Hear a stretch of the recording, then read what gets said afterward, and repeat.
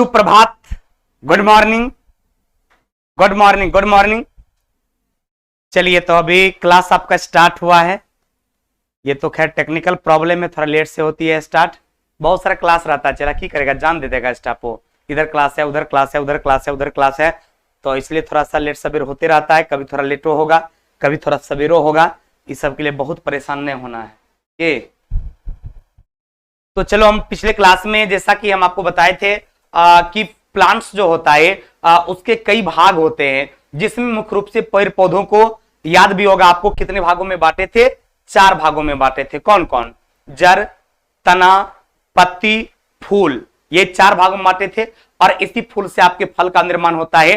तो फल भी हालांकि प्लांट का एक इंपॉर्टेंट पार्ट्स में आता है, महत्वपूर्ण में आता है, लेकिन मेनली आपको ये चारों चीज दिमाग में रखना है कि कोई भी पेड़ पौधा जो होता है उस प्लांट के ये 4 पार्ट्स होते हैं, जड़, तना, पत्ती और फूल। तो जड़ के बारे में भी आप पढ़ चुके हैं, तना के बारे में भी आप पढ़ चुके हैं, पत्ती के बारे में भी पढ़ चुके हैं। आज हम लोग पढ़ने जा रहे हैं फूल के बारे में। तो आप देखेंगे, अभी सबसे पहले हम लोग फूल के बारे में पढ़ेंगे, जिसको आप फ्लावर कहते हैं। फ्लावर बोले तो क्या हो गया? फ्लावर बोले तो फूल। क्लियर? तो अब यदि सभी लोग Vijay Kumar, love you too, Bengal की धरती से प्रणाम, खुश रहो अरविंद कुमार राय, बंगाल से प्रणाम, खुश रहो। चलिए, तो सबसे पहले हम लोग क्या करेंगे, इस फूल में देखेंगे कि फूल का कितना पार्ट्स होता है और किस किस का क्या वर्क होता है, कौन क्या काम करता है। तो जिस तरह से आपने प्लांट के कई पार्ट्स के बारे में देखा, तो उसी तरह से फूल में भी जो है वो कई प्रकार होता है, जिसके बारे में अभी हम लोग क्या करेंगे, स्टडी करेंगे। तो आप देखते होंगे, सबसे पहले हम आपसे बात करते हैं फूल का जो ये वाला पार्ट्स आप देख रहे हैं, फूल का जो ये वाला पार्ट्स आप देखते हैं, इस पार्ट्स में हरा कलर का जो आपको पार्ट्स दिखता है, इस पार्ट्स को जानते क्या कहा जाता है? बाह्यदल पुंज कहा जाता है। क्योंकि आपका फूल जो है, इस फूल का भी 4 पार्ट्स होता है। फूल का कितना पार्ट्स होता है? तो किसी भी फूल में ये 4 पार्ट्स होता है। एक को कहा जाता है बाह्यदल पुंज, दूसरे को कहा जाता है दलपुंज, तीसरे को कहा जाता है पुमंग और चौथे को कहा जाता है जायांग।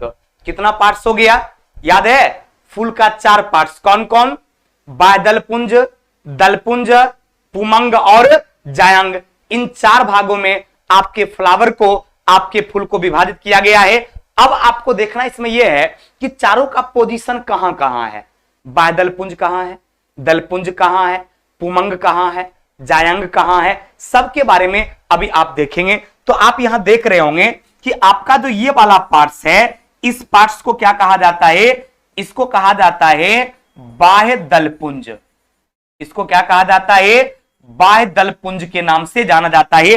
अर्थात फूल का सबसे निचला भाग कह सकते हैं, जो फूल को आधार प्रदान करती है, जिस पर आपका दलपुंज टिका हुआ रहता है या पुमंग जायांग टिका हुआ रहता है, इस हरे वाले भाग को। क्योंकि कोई भी फूल आप देखे होंगे, उसके नीचे एक हरा सा भाग रहता है ना, उसी के ऊपर में फूल रहता है। तो ये जो हरा वाला भाग है, इस भाग को क्या कहा जाता है? बाह्य दलपुंज कहा जाता है। इस हरे वाले पार्ट्स को क्या कहा जाता है? बाह्य दलपुंज कहा जाता है। उसके बाद आप देखते हैं, ये जो विभिन्न कलर का आपको दिखता है, ये विभिन्न कलर का आपको दिखता है। उसके बाद आपका बाह्य दलपुंज में एक चीज और देखिए, एक इधर निकला हुआ है और एक इधर निकला हुआ है। इसको कहा जाता है सेपल। क्योंकि कभी कभी परीक्षा में क्वेश्चन पूछा जाता है कि आपका जो बाह्य दलपुंज है, उसमें जो पंखुड़ी निकला हुआ रहता है, बाह्य दलपुंज से जो पत्ता टाइप का निकला हुआ रहता है, उस भाग को क्या कहा जाता है? तो इस भाग को सेपल कहा जाता है। इसके बाद आप कई रंग का फूल देखे होंगे। कोई फूल आपको गुलाबी रंग का दिखता है, कोई हरा दिखता है, कोई नीला दिखता है, या कोई काला दिखता है, कोई उजला दिखता है। तो आपने जो अलग अलग रंग का फूल देखा होगा, उस रंग में जो आपको ये फूल दिखता है अलग अलग कलर का, इसको कहा जाता है दलपुंज। क्या कहा जाता है? इसको दलपुंज के नाम से जाना जाता है। तो 2 पार्ट्स हो गया, एक बाह्य दलपुंज हो गया और दूसरा क्या हो गया? दलपुंज हो गया। अब दलपुंज में जो ये आपको लिप्स दिखती है, या फिर कह सकते हैं दलपुंज का जो आपका ये पार्ट्स है, जो एक एक गो फूल का पार्ट्स है, उसको जानते क्या कहा जाता है? इसको कहा जाता है पीटल। क्या कहा जाता है इसको पेटल के नाम से जाना जाता है। इन दलपुंज की इकाई क्या होगा? पेटल। जो कई पेटल मिलकर एक दलपुंज का निर्माण किया है। फूल का समझिए पंखुड़ी का निर्माण किया है, फूल का एकक लिप्स का निर्माण किया है, तो उसको कहा जाता है पेटल। उसके बाद आप देखेंगे इस तरह का आपको इसमें भाग दिखता है। ये वाला पार्ट सबको दिखाई पड़ता होगा, ये इसका नर वाला पार्ट है, इसको कहा जाता है। ये तीसरा पार्ट आपका होगा, इसको पुमंग कहा जाता है। इस पुमंग में क्या रहता है? जिसको आप पुंकेसर, इसी पुमंग पर पुंकेसर रहता है। यानी ये फूल का नर जनन भाग हो गया। और ये आपका क्या हो गया? ये बीच वाला जो आपको दिखता है ये उसका चौथा पार्ट है, इसको कहा जाता है जायांग। इसको क्या कहा जाता है? जायांग। ये कौन सा पार्ट है? इस पर स्त्री केसर रहता है, अर्थात जिसको आप मादा जनन अंग कह सकते हैं। अतः आपका फूल जो है इसमें दो तरह का चीज हो गया, एक को पुमंग कहा जाता है और दूसरे को क्या कहा जाता है? जायांग कहा जाता है। एक आपका नर जनन भाग है और एक आपका मादा जनन भाग है। तो आपका पुमंग क्या है? ये मेल रिप्रोडक्टिव पार्ट्स हो गया फूल के लिए, नर जनन भाग हो गया फूल के लिए, और आपका जायांग क्या हो गया? मादा जनन भाग हो गया। इसमें स्त्री केसर रहता है और इसमें क्या रहता है? पुंकेसर रहता है। तो इस तरह से आपने देखा कि आपका फूल जो है इसका चार भाग होता है, बादलपुंज, दलपुंज, पुमंग और जायांग। क्लियर हो गया? तो इसी के बारे में अभी जस्ट हम लोग जो समझे, आगे हम आपको दिखाते हैं। इसके बारे में स्पष्टतया जो है लिखा हुआ है, जो कि अभी हम आपको दिखा देते हैं और हम आपसे उम्मीद करेंगे कि ये सारी चीजें आपको समझ में आ गई होगी। स्पष्ट लिखा है कि पौधों में फूलों के खिलने की क्रिया जो है उसको क्या कहा जाता है? उसको एंथेसिस कहा जाता है। और फूल को मुख्य रूप से कितने भागों में बांटा गया? तो सबको याद है, आपके कमेंट से आ रहा है बहुत बच्चों का जवाब कि सर फूल को आपने बताया कि 4 भागों में बांटा जाता है, और ये चारों भाग आप लोगों को याद है। कितने भागों में? फूल को 4 भागों में बांटा गया है। कहेंगे सर कौन कौन सा? तो एक को कहा जाता है बाह्य दलपुंज, इसी को अंग्रेजी में कैलिक्स कहा जाता है। दूसरे को दलपुंज, जिसको कोरोला कहा जाता है। तीसरे को पुमंग, जिसको एंड्रोसियम कहा जाता है। ये तीसरा आपका पुमंग। और चौथा क्या हो गया? जायांग, जिसको क्या कहा जाता है? जाइनोसियम कहा जाता है। तो कितना भाग हो गया? आपके फूल का 4 भाग हो गया। कौन कौन? कॉलेक्स, कोरोला, एंड्रोसियम और जैनोसियम। बायदलपुंज, दलपुंज, पुमंग और जायांग, इन 4 भागों में आपके प्लांट को विभाजित किया गया, 4 भागों में बांटा गया। अतः फूलों में जो डंठल को पेडिकल कहा जाता है, फूल में देखे होंगे नीचे से डंठल है जिसमें फूल लगा हुआ है, तो डंठल तो उसमें होगा, तो उसके डंठल को क्या कहा जाता है? पेडिकल के नाम से जाना जाता है। क्योंकि परीक्षा में आपसे पूछा जाएगा बाबू कि फूलों में जो डंठल पाया जाता है, ये एकदम वेरी वेरी इंपॉर्टेंट सवाल है कि फूलों में जो डंठल पाया जाता है उस डंठल को क्या कहा जाता है? तो उसको पेडिकल कहा जाता है। फूल के डंठल को क्या कहा जाता है? तो फूल के डंठल को पेडिकल के नाम से जाना जाता है। फूलों में मौजूद आपका कैलिक्स जो है और आपका कोरोला जो है, कैलिक्स बोले तो बाह्यदलपुंज और कोरोला बोले तो दलपुंज। तो आपके फूल में 2 पार्ट्स हो गया, एक बाह्यदलपुंज और दलपुंज वाला पार्ट्स हो गया, जो कि नॉन इसेंशियल पार्ट्स होता है। नॉन इसेंशियल का मतलब होता है सक्रिय नहीं होना। और 2 जो मेन होता है, पुमंग जिस पर बोले थे पुंकेसर रहता है, जो बोले थे मेल रिप्रोडक्टिव पार्ट्स उसका है, और एक बोले थे जायांग जो कि मादा रिप्रोडक्टिव पार्ट्स है, जिसको आप स्त्री केसर कहते हैं। तो आपका एंड्रोसियम जो है या आपका जाइनोसियम जो है, यानी आपका पुमंग जो है, आपका जायांग जो है, इस पुमंग और जायांग को क्या कहा जाता है? तो ये पुमंग और जायांग जो है वो आपका इसेंशियल पार्ट्स है। क्योंकि परीक्षा में सवाल पूछेगा कि बताइए कि फूल का नॉन इसेंशियल पार्ट्स क्या होता है, तो आप कहेंगे सर बाह्यदलपुंज और दलपुंज, या आप कहेंगे कैलिक्स और कोरोला। और इसेंशियल पार्ट्स के बारे में बोलेगा कि फूल का इसेंशियल पार्ट्स कौन है, तब आप क्या बोलोगे? उसमें 2 नाम आता है, एक को कहा जाता है पुमंग और दूसरे को कहा जाता है जायांग। यानी एक एंड्रोसियम और दूसरा क्या हो गया? जैमनोसियम। क्लियर? एक जैनोसियम हो गया और दूसरा एंड्रोसियम हो गया। कोई कंफ्यूजन नहीं ना? चलिए, तो सभी लोगों को ये क्लियर हो गया कि इसेंशियल पार्ट्स बोलेगा तो एंड्रोसियम और जाइनोसियम आ जाएगा, और नॉन इसेंशियल पार्ट्स बोलेगा तो आपका कोरोला और कैलिक्स आ जाएगा। कोई कंफ्यूजन? कोई कंफ्यूजन? तो आपके सामने है ये टोटल का टोटल, और आप ये देख भी लिए। वन लाइनर बुक का आपके मार्केट में उपलब्ध हो गई है। हमारी जो वन लाइनर बुक आई है रेलवे सामान्य ज्ञान करके, स्पेशल आपके लिए, उसमें आपका physics, chemistry, biology, history, polity, geography, economics, सारे टॉपिक्स का एक कंप्लीट डिस्कशन है जो कि आप देखिए, और वो बुक मार्केट में उपलब्ध है, आप किसी भी दुकान पर से ले सकते हैं। चलिए निरंजन, अच्छा लगता है बायोलॉजी पढ़ना, पहले बहुत जटिल लगता था, अब आसान लगने लगा। चलिए थैंक यू वेरी मच। तो ये पूरी बात याद हो गया, फूल का चारों प्रकार आपको याद हो गया, उसमें कौन नॉन इसेंशियल पार्ट्स है और कौन इसेंशियल पार्ट्स है ये भी क्लियर हो गया। जब नॉन इसेंशियल की बात बोलेगा दो नाम आएगा, एक कोलेक्स कैलिक्स और दूसरा कोरोला आएगा, और जब इसेंशियल पार्ट्स की बात करेगा तो उसमें भी दो आएगा, एक को एंड्रोसियम और दूसरे को जाइनोसियम कहा जाता है। क्लियर? चलिए अब है, आप देख रहे होंगे जाइनोसियम और एंड्रोसियम के बारे में। जाइनोसियम बोले तो जायांग और एंड्रोसियम बोले तो उसको क्या बोला जाता है? पुमंग। तो आपका ये दो पार्ट्स आपको दिख रहा होगा, एक कहलाता है आपका जाइनोसियम, इसको हम लोग क्या बोलते हैं हिंदी में? इसको बोलते हैं जायांग। इसको क्या बोलते हैं? जायांग। जो सबसे बीच वाला पार्ट्स है, जो आपका फीमेल वाला पार्ट्स है, जहां पर स्त्री के स्तर आता है, जिसको फीमेल रिप्रोडक्टिव सिस्टम आप कहते हैं, और दूसरा जो बाहर वाला है वो आपका क्या कहलाता है? एंड्रोसियम कहलाता है। यानी इसको हम लोग क्या बोलते हैं? इसको पुमंग कहा जाता है। इसको क्या कहा जाता है? पुमंग। तो एक आपका जायांग हो गया और दूसरा आपका क्या हो गया? पुमंग हो गया। एक आपका ये कौन हो गया? नर वाला भाग हो गया, और ये वाला कौन हो गया? मादा वाला भाग हो गया। आरके सर का मैथ्स जो है वो आज शाम से आपके मार्केट में मिलने लगेगा। एडवांस मैथ की बुक जो है आज शाम से आपके मार्केट में उपलब्ध हो जाएगी, एकदम आपको टेंशन नहीं लेना है। चलिए अब हम आपको बताएंगे प्रत्येक के बारे में प्रॉपर रूप से, कि आपका बायदलपुंज के, हालांकि आपको समझा चुके हैं बायदलपुंज, दलपुंज, पुमंग और जायांग के बारे में, फिर एक बार लिखा हुआ है, इसको देख लिया जाए। तो बायदलपुंज के बारे में आपको बताए कि ये फूलों का सबसे नीचे स्थित भाग होता है। हम आपको फिगर में दिखा दिए थे कि सबसे नीचे जो हरा कलर का भाग था उसी को क्या कहा जाता है? बायदलपुंज कहा जाता है। और वो हरा कलर क्यों था? तो क्योंकि उसमें क्लोरोफिल पाया जाता है।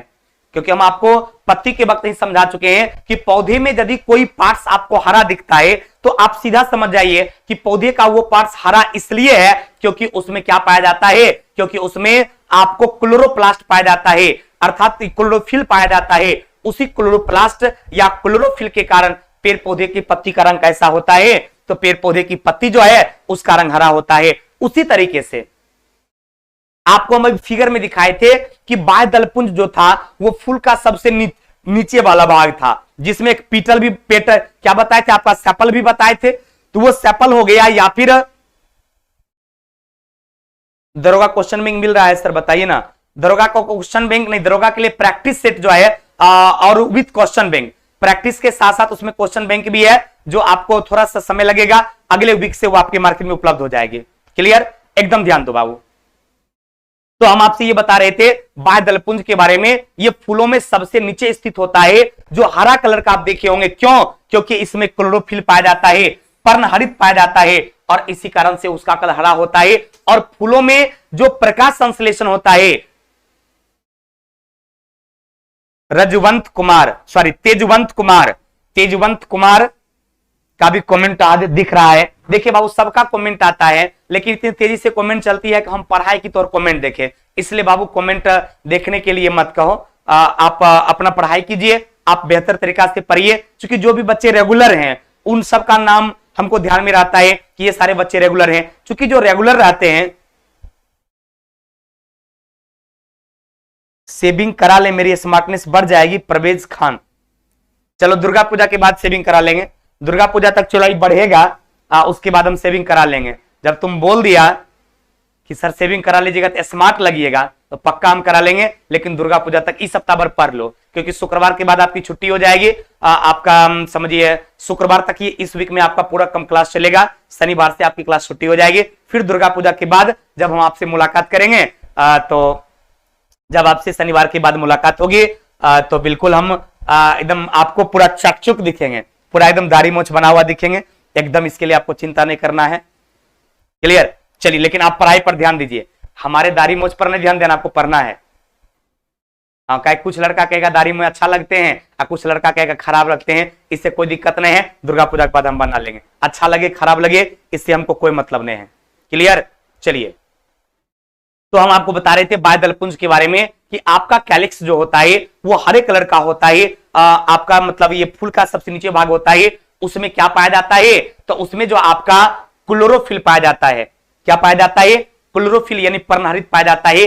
इसी कारण फूलों में प्रकाश संश्लेषण होता है। क्योंकि जब ये क्लोरोफिल पाया जा रहा है तो निश्चित रूप से प्रकाश संश्लेषण होगा, क्योंकि क्वेश्चन पूछा जाता है कि फूल के किस भाग में प्रकाश संश्लेषण की घटना होती है। तो आप क्या बताइएगा? आपका कैलिक्स में यानी बाह्यदलपुंज वाला भाग जो है, उस बाह्यदलपुंज वाले भाग में क्या होता है?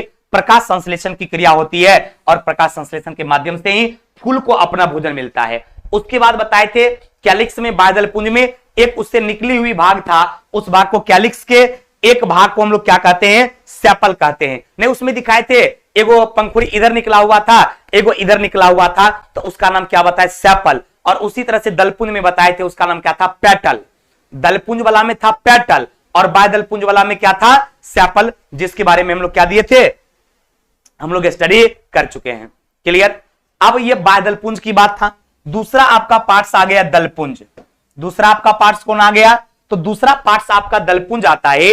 ये फूल का दूसरा भाग होता है जो आप देखेंगे अलग अलग रंग का होता है। तो कहिएगा सर अलग अलग रंग का क्यों होता है? तो हम आपको कोशिका में ही पढ़ाए थे प्लास्टिड के बारे में, और उसमें 3 तरह के प्लास्टिड की चर्चा किए थे, आपको याद होगा। एक का नाम क्या बोले थे बाबू रे? तो एक जो प्लास्टिड था उसमें हरित लवक बताए थे, दूसरा बर्नी लवक बताए थे, तीसरा अवर्णी लवक बताए थे।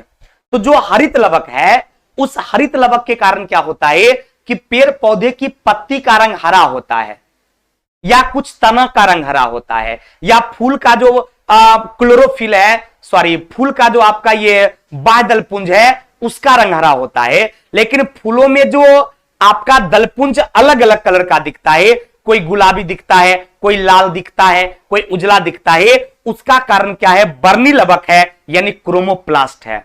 जड़ का कोई कलर नहीं होता है, भूमिगत तना का कोई कलर नहीं होता है। कहेगा सर क्यों नहीं? जड़ का आखिर क्यों कलर नहीं होता है? भूमिगत तना का क्यों कलर नहीं होता है? क्योंकि उसमें अवर्णी लवक पाया जाता है। तो अवर्णी लवक पाए जाने के कारण जड़ और तना का कोई रंग नहीं होता है। वर्णी लवक पाए जाने के कारण फूल का अलग अलग रंग होता है, फल का अलग अलग रंग होता है। कई बार ये एग्जाम में पूछा गया सवाल है कि किसी भी पेड़ पौधे में अलग अलग रंग का फूल क्यों दिखता है, अलग अलग रंग का फल क्यों दिखता है? तो आप क्या बताओगे? अलग अलग रंग का फूल या अलग अलग रंग का फल जो दिखता है वो किसके कारण दिखता है? तो क्रोमोप्लास्ट के कारण, यानी बर्नी लवक के कारण दिखता है। और बर्नी लवक जो है यानी उसी के कारण आपका दलपुंज जो है, आपका कोरोला जो है, फूल का दूसरा भाग जो है वो डिफरेंट कलर का दिखता है, उसमें प्रकाश संश्लेषण नहीं होती है। वह और कभी क्वेश्चन पूछता है कि किसके कारण अलग अलग कलर दिखता है, तो आराम से आप बताएंगे बर्नी लवक के कारण, क्रोमोप्लास्ट के कारण। और चूंकि इसके कारण फूल का अलग अलग रंग होता है, काफी अट्रैक्टिव होता है, आकर्षित होता है, और उसमें एक विशेष गंध भी पाया जाता है। इसी कारण आप देखेंगे उस पर जो है कीड़े मकोड़े का काफी आकर्षण रहता है। उस आकर्षण के कारण, उस गंध के कारण हम लोग उसको तोड़कर प्यार से अपने जेब में भी रख लेते हैं, उसको सूंघने का भी काम करते हैं, किसी को गिफ्ट देने का भी काम करते हैं, क्योंकि उसकी गंध काफी अच्छी लगती है। उसमें भी उसके बाह्यदलपुंज, ये दलपुंज में देखे होंगे कई तरह की उसमें पंखुड़ी था, उसका नाम क्या बताए थे? पीटल। तो जो भी हम आपको समझाए हैं दलपुंज के बारे में वो सारी चीज यहां पर लिखा हुआ है, एकदम आपको टेंशन नहीं लेना है।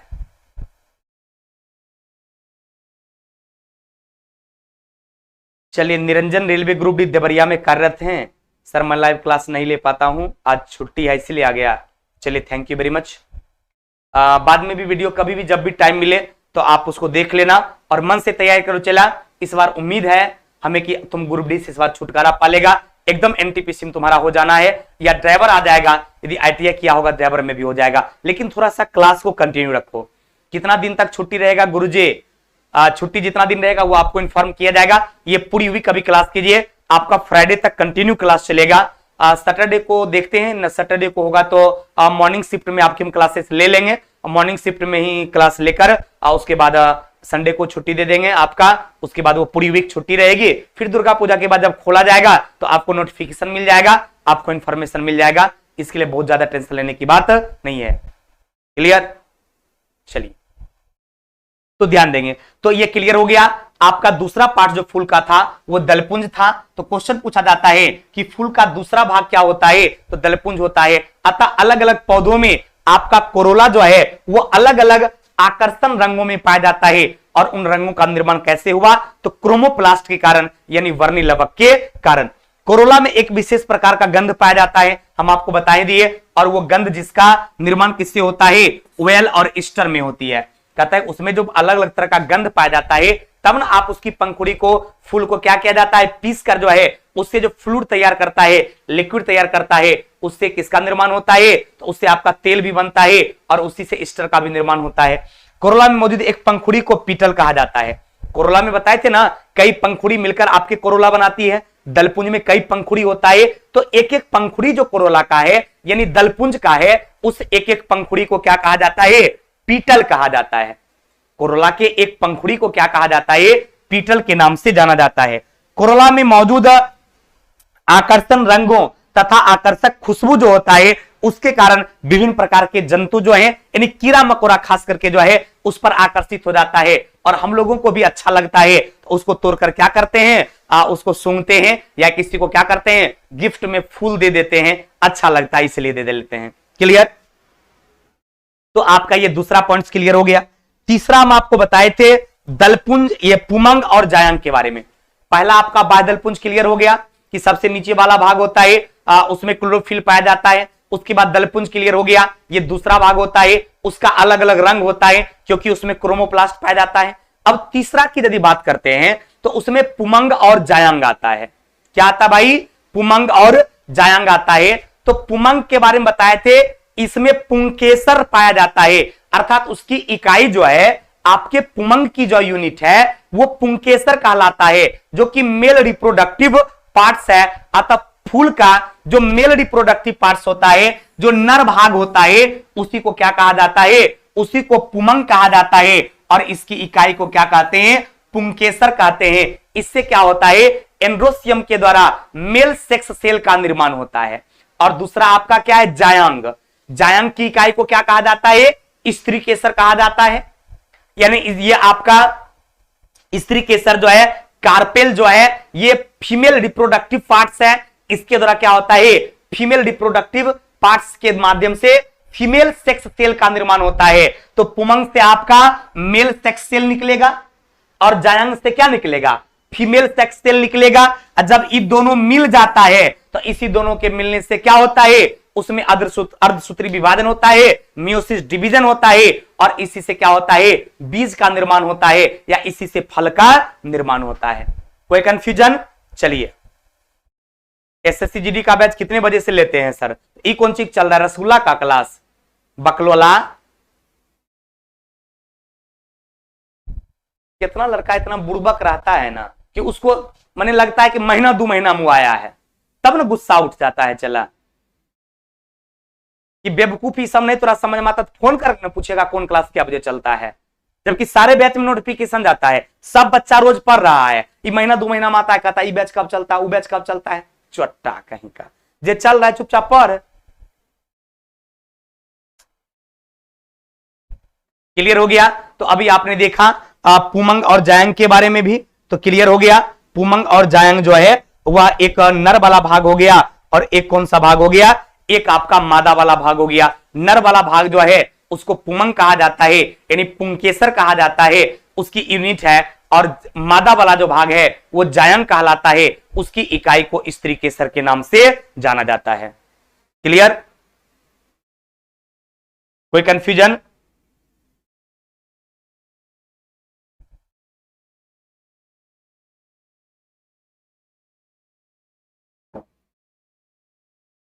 चलिए, तो अब हम आपको ये क्लियर हो गया, फूल के चारों भाग के बारे में आप समझ चुके हैं। एक बाह्यदलपुंज, दूसरा दलपुंज, तीसरा पुंग और चौथा जायंग। बाह्यदलपुंज के बारे में भी, दलपुंज के बारे में, पुंग और जायंग, ये चारों का चारों आपका क्या हो गया, क्लियर हो गया। अब हम आगे बात करते हैं आपसे परागन के बारे में। तो कहिएगा सर ये परागन क्या होता है? तो ये एक पॉलिनेशन जो है, ये एक प्रकार का प्रोसेस है, ये एक प्रकार की क्रिया है, और वैसा क्रिया है जिससे क्या होता है, जिसके द्वारा परागन जो है वो एस्टिग्मा तक चला जाता है। आपका परागकण जो है, परागकण जो है वो एस्टिग्मा तक जिसमें जाता है, इस प्रक्रिया को क्या कहा जाता है? आपका परागन यानी पॉलिनेशन कहा जाता है। समझिए, पॉलिनेशन के लिए अलग अलग क्या होता है, एजेंट महत्वपूर्ण योगदान रखता है, जिसके आधार पर क्या होता है, अलग पुष्पों को अलग अलग वर्गों में क्या क्या बांटा गया है। पुष्प भी कई प्रकार के होते हैं, तो अलग अलग तरह का जो पुष्प होता है, अलग अलग तरह के वो क्या करता है, अलग अलग तरह के फूल का निर्माण करता है। क्योंकि परागन जो है वह एक प्रोसेस हो गया जिसमें आपका परागकण जो है, यानी परागकण जो है वो एस्टिग्मा तक पहुंचने का काम करता है। Love you to.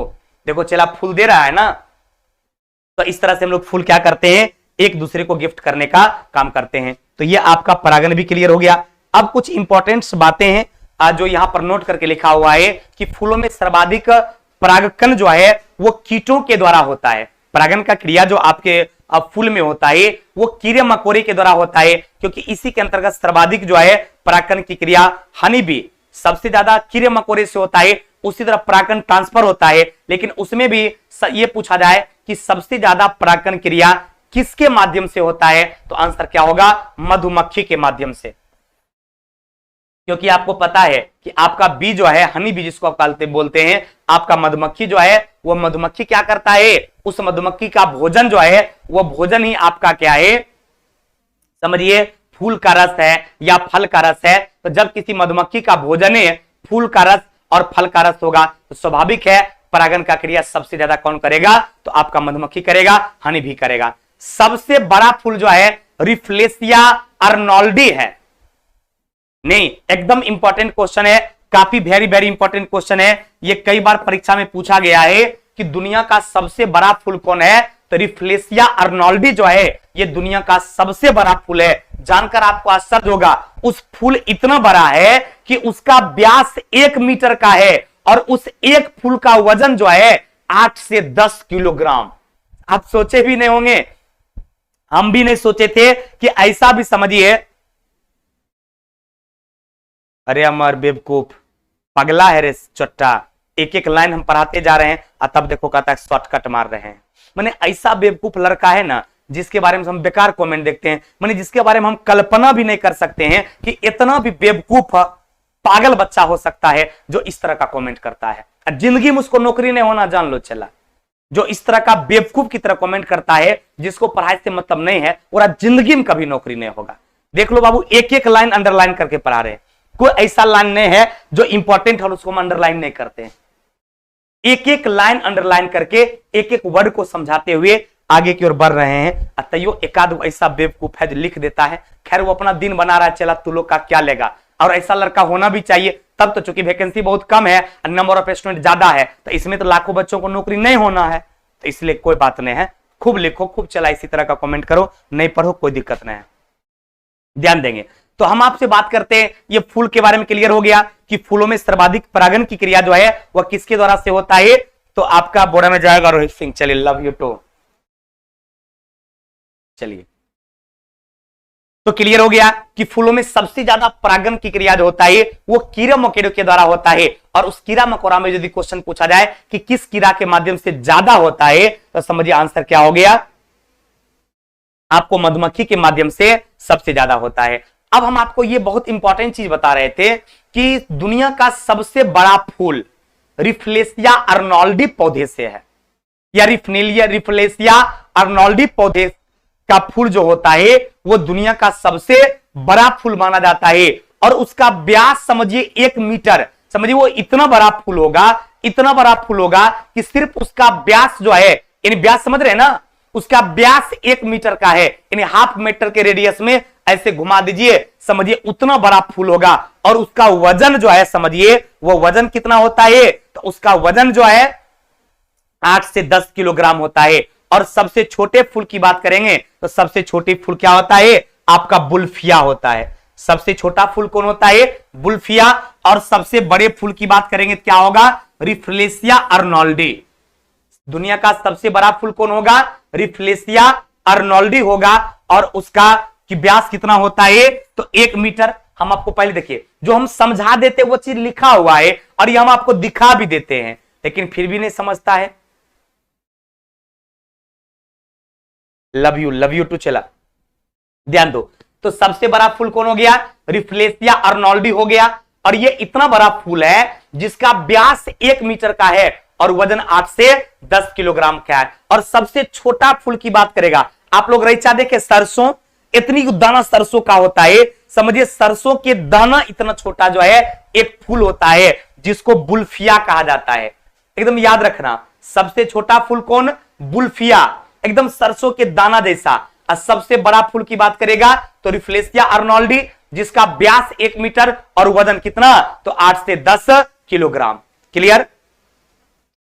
कीट लाल रंग के को नहीं देख पाता है, कीट ब्लू और वायलेट कलर को जो है ज्यादा पसंद करता है। किसी कीड़े मकोड़े के बारे में बताया जा रहा है कि कोई कीड़ा मकोड़ा जो है उसको लाल रंग दिखाई नहीं पड़ता है, वो ज्यादा जो है ब्लू कलर और वायलेट कलर जो है उसको, ये नीला और बैगनी कलर को क्या करता है? वो ज्यादा पसंद करता है। और कोई पक्ष रेड और ऑरेंज कलर जो है ये पक्षियों के लिए उत्तम रंग माना जाता है।